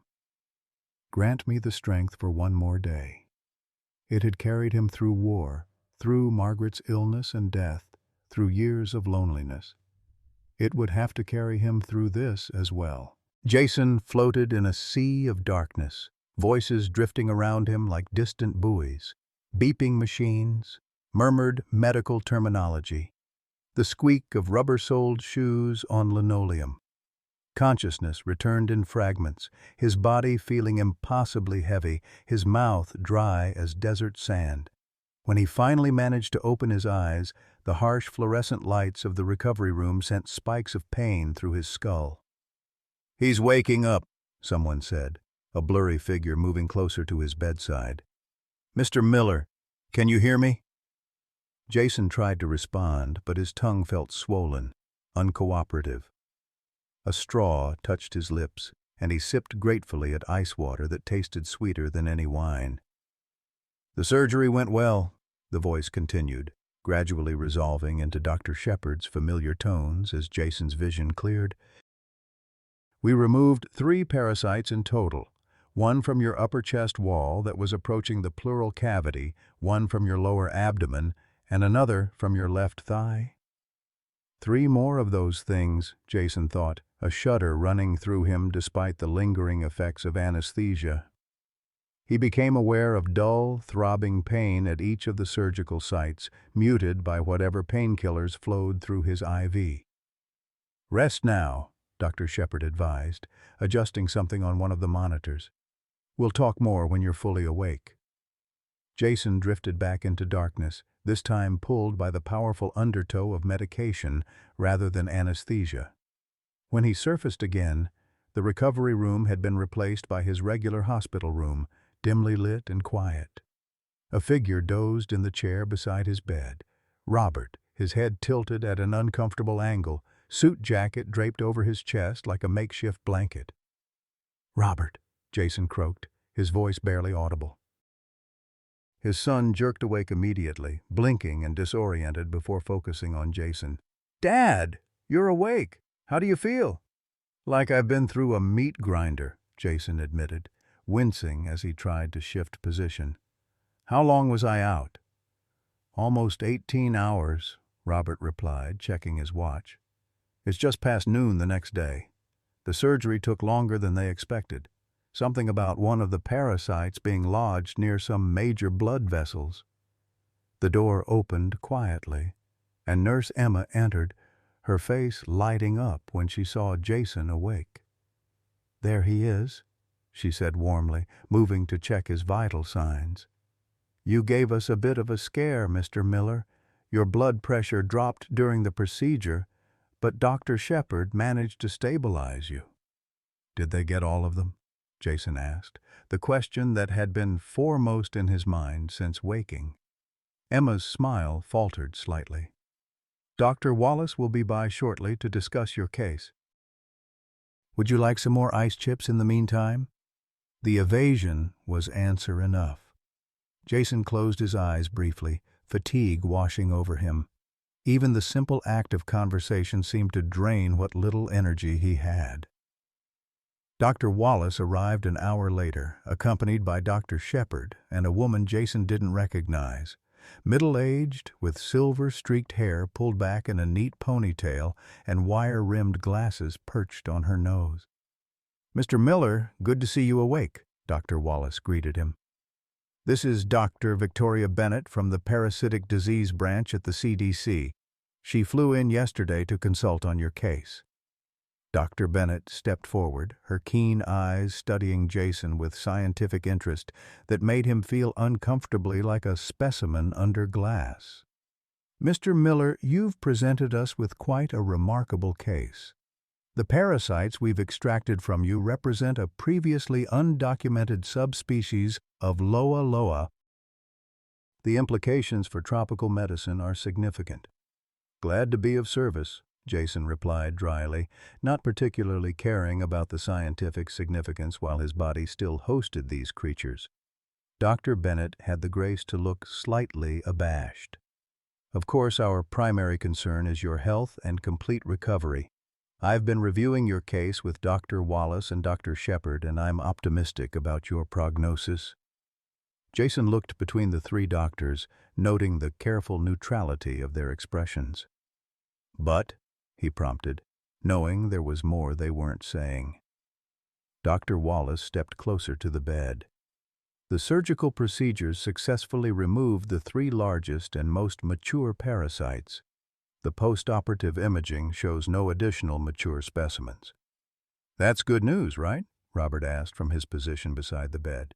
"It is," Dr. Wallace confirmed. "However, the blood work and tissue samples indicate there may still be juvenile larvae present in your father's system. They're too small to be detected by conventional imaging, but the immunological markers suggest ongoing parasitic activity." Jason felt a wave of despair wash over him. After everything he'd endured, the disbelief from doctors, the diagnosis, the powerful medications, 3 surgical procedures. The nightmare wasn't over. "What does that mean for my dad?" Robert asked, his voice tense. Dr. Bennett took over the explanation. "It means we need to continue the anti-parasitic medication regimen, possibly at an increased dosage. The juvenile forms are more susceptible to the medication than the mature specimens were, but they're also more difficult to locate and track." "For how long?" Jason asked, the weight of his situation pressing down on him like a physical force. The 3 doctors exchanged glances before Dr. Wallace answered. "We're recommending an intensive inpatient treatment course for another 2 weeks, followed by ongoing outpatient treatment for at least 6 months, possibly longer." 6 more months of this, Jason thought, looking down at his body, now marked with bandages over the surgical sites. 6 more months of powerful drugs that left him nauseated and weak. 6 more months of tests and scans and blood draws. "And the cost?" he asked quietly, though he already knew the answer wouldn't be good. Dr. Shepard cleared his throat uncomfortably. "I've spoken with the hospital's financial services department. The CDC's research program will cover a portion of the specialized treatments, and Medicare will cover some of the standard procedures. However, I'm still looking at tens of thousands in out-of-pocket expenses," Jason finished for him. "I'm afraid so," Dr. Shepard confirmed. "The financial counselor can provide more specific figures later today." The room fell silent as the implications settled over everyone present. Eventually, Dr. Bennett spoke up, her tone gentler than before.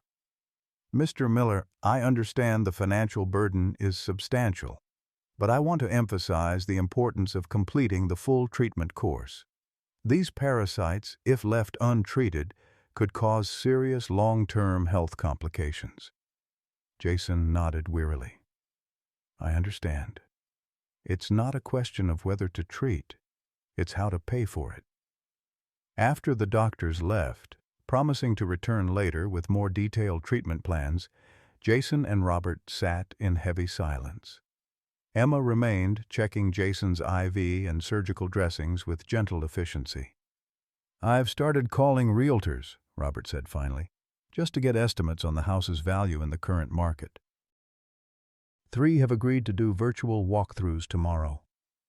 The thought of strangers evaluating his home, Margaret's home, while he lay in a hospital bed made Jason's chest tighten with grief. Every corner of that house held memories. The kitchen where Margaret had taught Robert to bake cookies, the living room where they'd opened Christmas presents for 40 years, the garden where her roses still bloomed each summer. "Dad, I know this is hard," Robert continued, misinterpreting Jason's silence. "But we need to be practical. The house is your biggest asset." "It's not just an asset," Jason said, his voice barely above a whisper. "It's our life. Everything your mother and I built together." Robert's expression softened. "I know. I remember growing up there, all the birthdays and holidays. But Mom would want you to take care of yourself first. The house is just a house." But it wasn't just a house to Jason. It was the last tangible connection to the life he'd shared with Margaret. Selling it felt like losing her all over again. Emma, who had been quietly working nearby, spoke up unexpectedly. "Mr. Miller, I mentioned yesterday that I've been making some calls on your behalf. Would you be open to exploring some alternatives before making a final decision about your home?" Jason looked at her skeptically. "What kind of alternatives?" "There's a foundation that assists Vietnam veterans with medical expenses not covered by VA benefits or Medicare," Emma explained. "My father has connections there, and the CDC has additional grant programs for cases of scientific significance, which yours certainly qualifies for." "We've already been told the CDC program will only cover a portion," Robert pointed out. "The standard program, yes," Emma agreed, "but Dr. Bennett has expressed interest in submitting your father's case for special consideration under their Rare Disease Research Initiative. It would involve allowing them to document the treatment process more extensively, possibly including teaching sessions for medical students and residents." Jason considered this. Becoming even more of a medical curiosity wasn't particularly appealing, but if it meant potentially saving his home, what would that involve exactly? Additional testing, more detailed documentation, possibly allowing supervised examination by specialists in tropical medicine, Emma said. "Dr. Bennett believes your case could provide valuable insights for treating similar infections in the future." "So I'd be a guinea pig," Jason said flatly. "You'd be contributing to medical knowledge," Emma corrected gently, "and potentially helping others who might contract these parasites in the future." Jason was quiet for a moment, weighing his limited options. "And this might cover enough of the costs that I wouldn't have to sell the house?" "It's not guaranteed," Emma cautioned.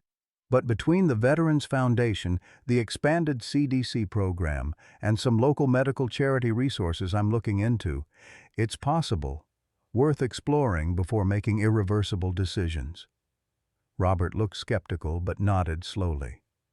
"It can't hurt to investigate all options."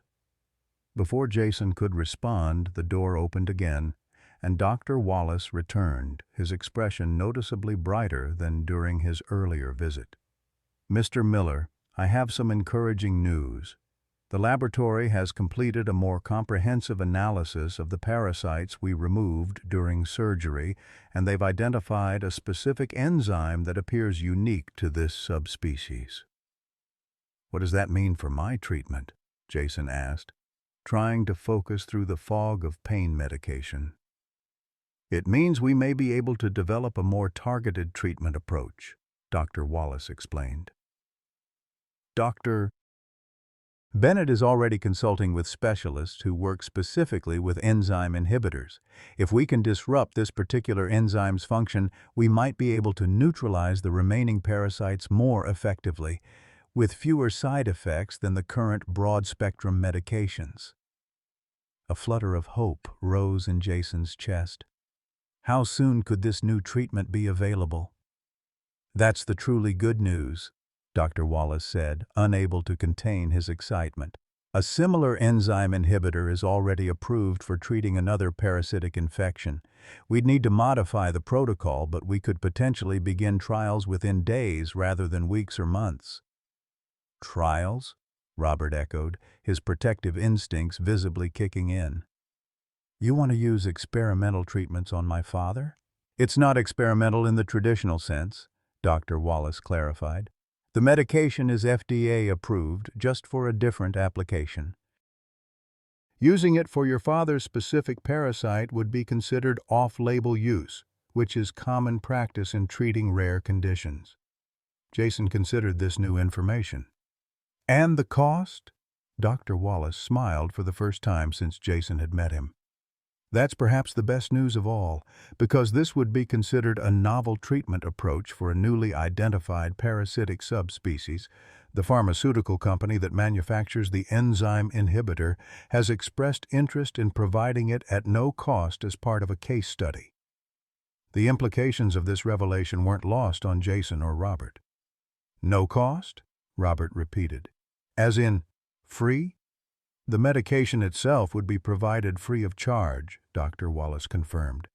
"There would still be costs associated with administration, monitoring, and ongoing care, but it would significantly reduce the overall expense of treatment."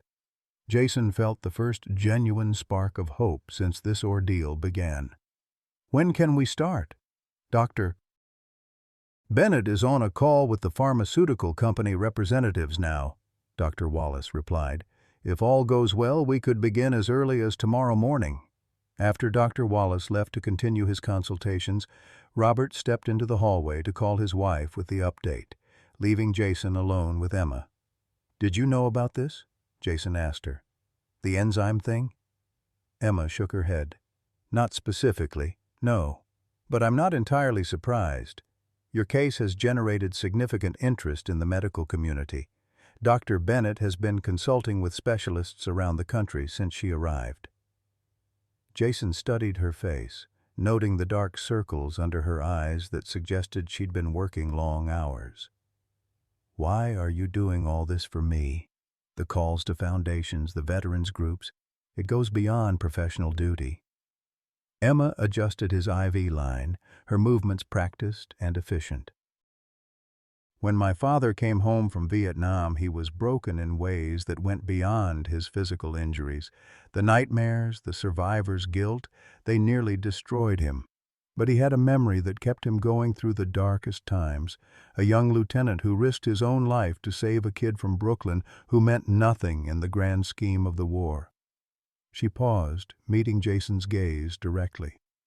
"My father says he survived Vietnam twice. Once when you carried him out of that rice paddy, and again when the memory of your courage carried him through the years that followed.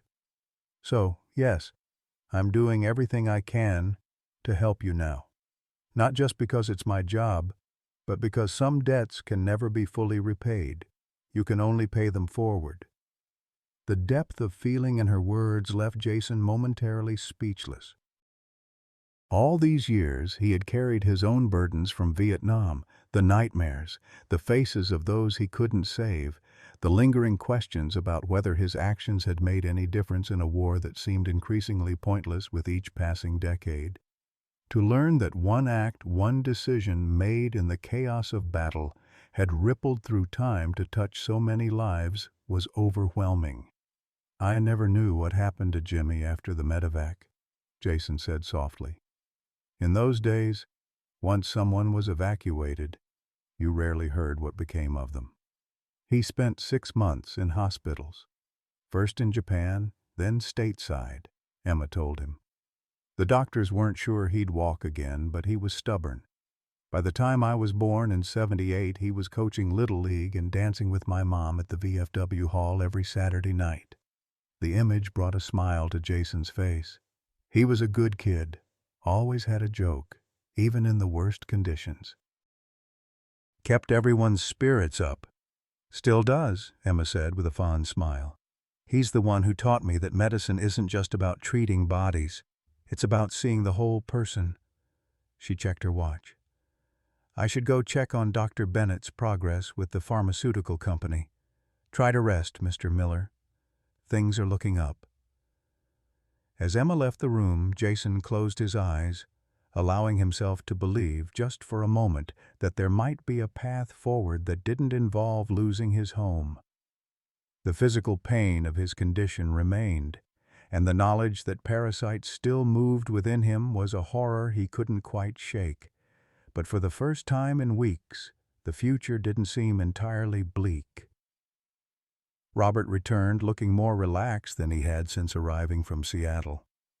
"Angie sends her love," he said, settling back into the chair beside the bed.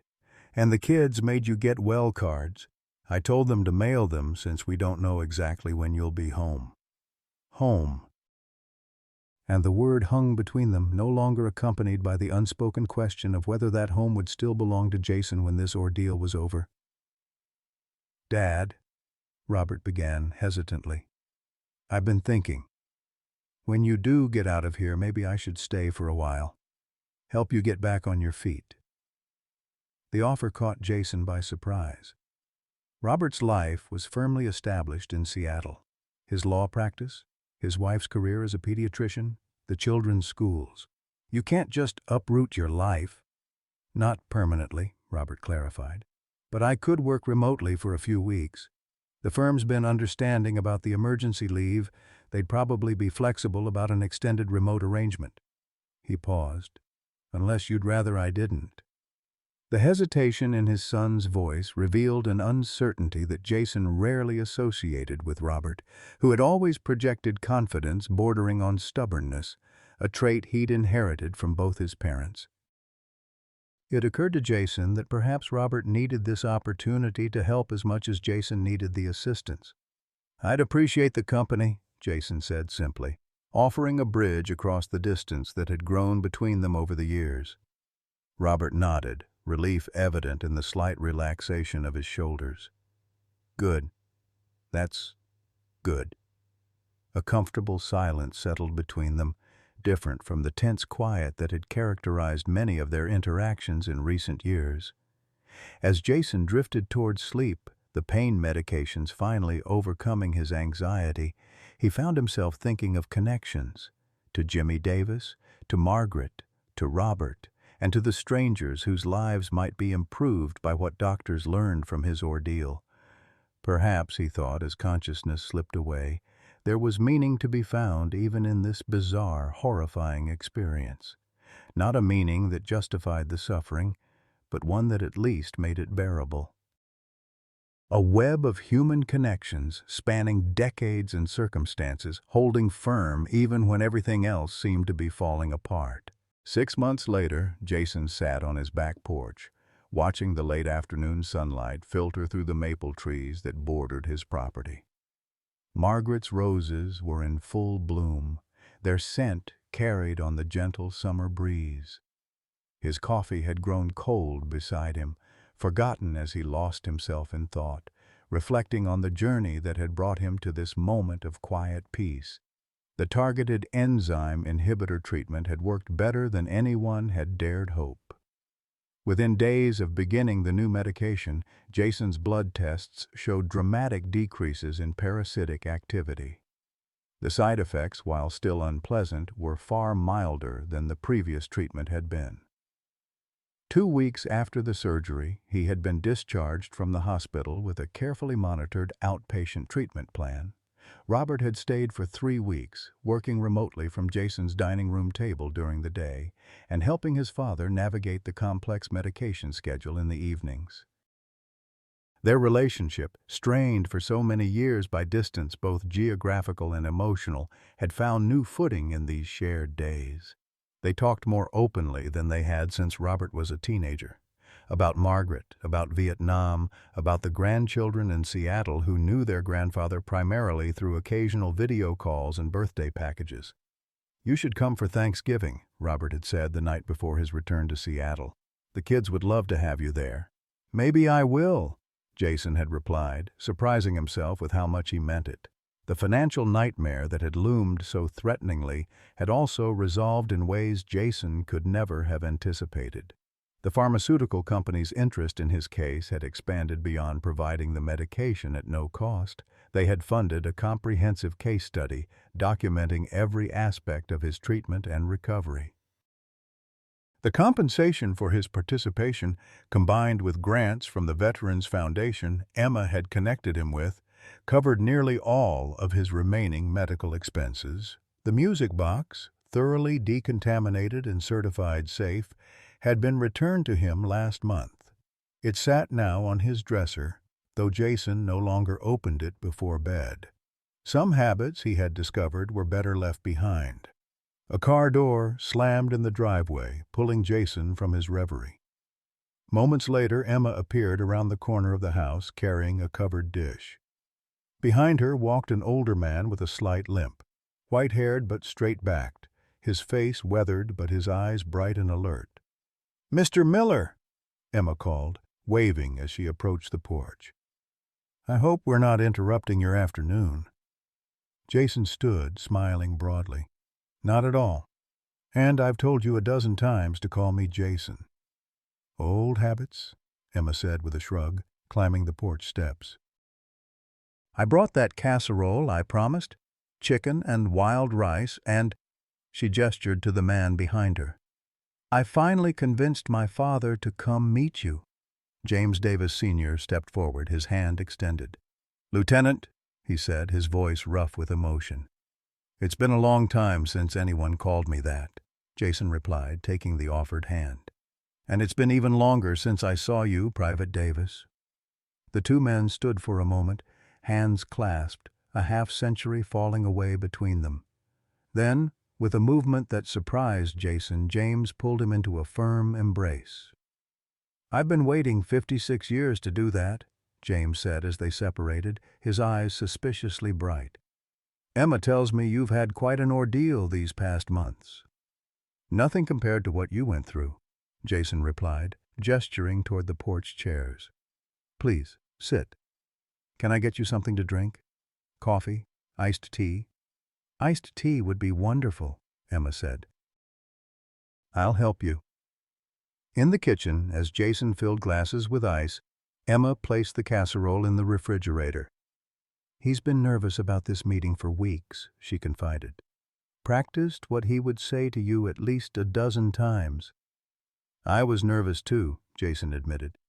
"It's strange meeting someone who remembers you from another lifetime." When they returned to the porch, James was examining one of Margaret's rose bushes with admiration. "Beautiful specimens," he commented. "My Elaine loves gardening too. Can't keep her out of the dirt once spring arrives." The afternoon stretched pleasantly into evening as the three of them talked. James shared stories of his life after Vietnam, his recovery, meeting Elaine at a USO dance while still on crutches, their wedding and the birth of their children, his 35 years with the Postal Service. Jason spoke of his teaching career, of Margaret, of the strange turns his life had taken since finding that first mysterious welt on his arm 9 months ago. "When Emma first told me she'd found you in that hospital," James said as the conversation turned more serious, "I couldn't believe it. All these years I've kept your picture in my wallet." He pulled out a worn leather billfold and extracted a faded photograph.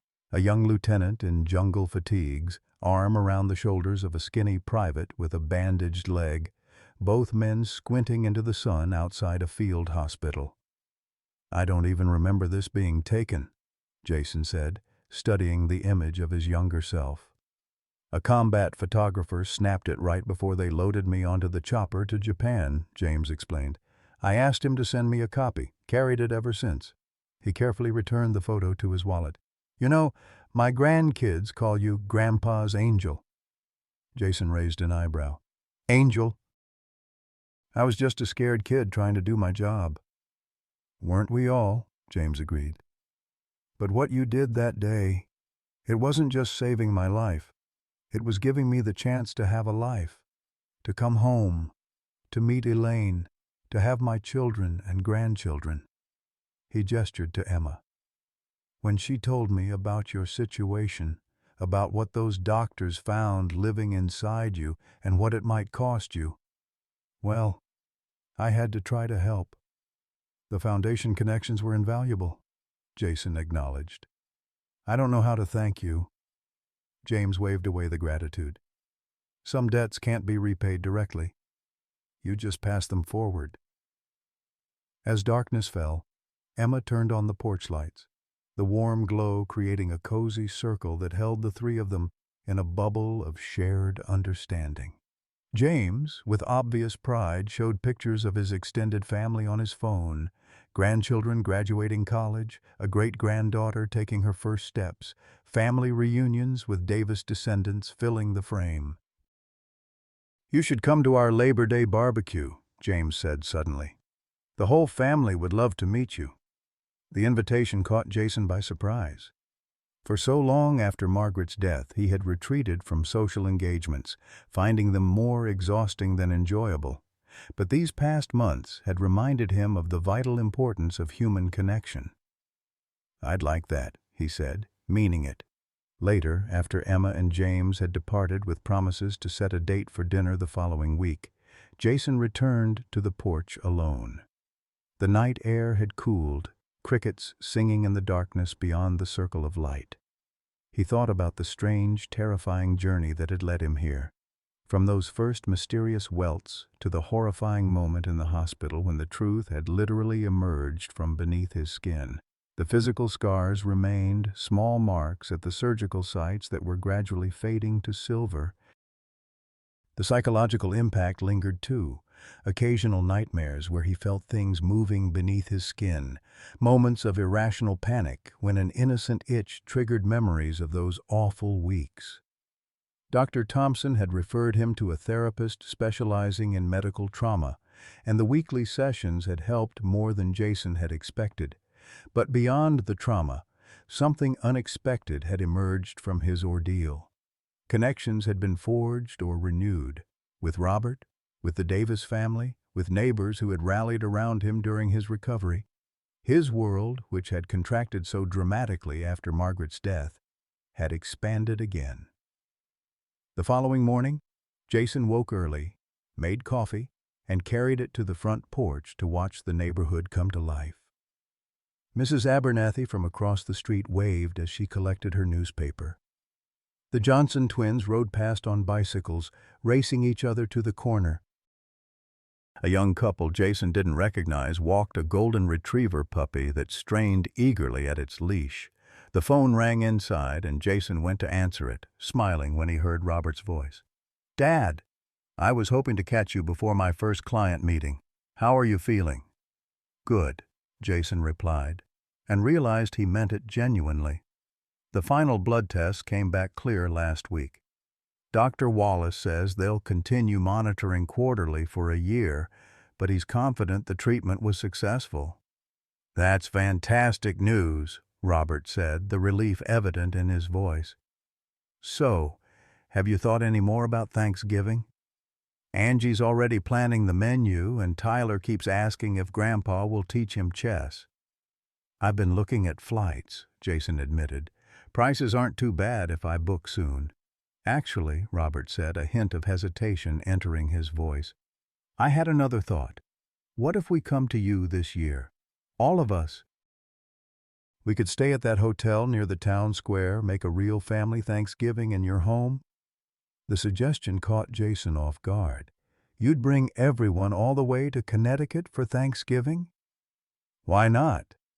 The kids have never seen your house, never experienced a New England autumn, and after everything that's happened this year, it feels right to come home." Home. The word resonated deeply. This house that had almost been lost to him, this place filled with memories of Margaret, was still home, not just to him, but to Robert as well. "I'd like that," Jason said, his voice thick with emotion. "I'd like that very much." After they hung up, Jason walked through the house, seeing it with fresh eyes, imagining his grandchildren exploring the rooms, Robert and Angie in the kitchen helping prepare Thanksgiving dinner, the dining room table extended to its full length and surrounded by family. In the bedroom, his gaze fell on Margaret's music box, now safely decontaminated and returned to its place on the dresser. For a moment he hesitated, then carefully opened the lid. The familiar notes of Moonlight Sonata filled the room, the tiny ballerina turning in her endless dance. "They're coming home for Thanksgiving, Margaret," he said softly to the empty room. "All of them." Later that afternoon, Jason sat in the park, watching his chess opponent, Frank, his Tuesday regular for over a decade, contemplate his next move. The autumn sun was warm on his face, the air crisp with the promise of the changing season. "Heard you had quite a medical adventure," Frank commented, finally moving his bishop. "Thompson from the Seniors Center said something about parasites." "That's putting it mildly," Jason replied, studying the board. "Ever hear of a South American eyeworm?" Frank grimaced. "Can't say that I have, and I'm not sure I want to know more," Jason chuckled, moving his knight. "Probably for the best. Let's just say it gave the doctors quite a shock when they saw what was really causing my bedbug rash."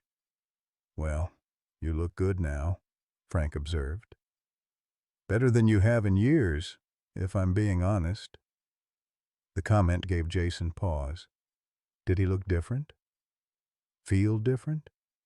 Perhaps he did. The ordeal had changed him, not just physically, but in deeper ways he was still discovering.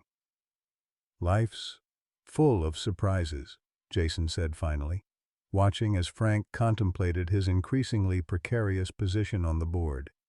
"Some of them are even good ones." As the chess match continued, Jason felt a profound sense of gratitude wash over him. For Margaret, whose love had sustained him through decades. For Robert, finding his way back to being not just a dutiful son, but a friend. For Emma and James Davis, whose lives intertwined with his through the strange workings of fate and choice. Even for the parasites in their way, for without them, he might never have reconnected with the world beyond his quiet, lonely routine. He had called it just a bedbug rash, and that misidentification had nearly cost him everything. Instead, it had led him on a journey from isolation back to connection, from mere existence back to living. The horror of those creatures emerging from his body would never fully leave him, but neither would the unexpected gifts their presence had ultimately brought into his life. "Checkmate," Jason said quietly, moving his queen into position. Frank groaned good-naturedly, tipping over his king in surrender. "Same time next week?" "Wouldn't miss it," Jason replied, smiling as he began to reset the board for another game. Jason's journey from a mysterious bedbug rash to the horrifying discovery of parasites beneath his skin reminds us that life's greatest challenges often bring unexpected blessings. At 67, widowed and alone, Jason faced not just a medical nightmare, but the prospect of losing his home and independence. Yet, through this ordeal, the connections he formed became his salvation. A nurse whose father he'd saved in Vietnam decades earlier, a son who found his way back home, and a community that rallied around him when he needed it most. As we age, it's easy to retreat into isolation, to believe our most meaningful days are behind us. But Jason's story shows that even in our darkest moments, new beginnings await if we're brave enough to embrace them. Sometimes it takes a crisis to remind us that we're not alone, that the ripples of our past actions continue to touch lives in ways we never imagined, and that it's never too late to expand our world again. Have you ever experienced an unexpected blessing that came disguised as a challenge, or reconnected with someone from your past who changed your present? Share your story in the comments below. Your experience might be exactly what someone else needs to hear today.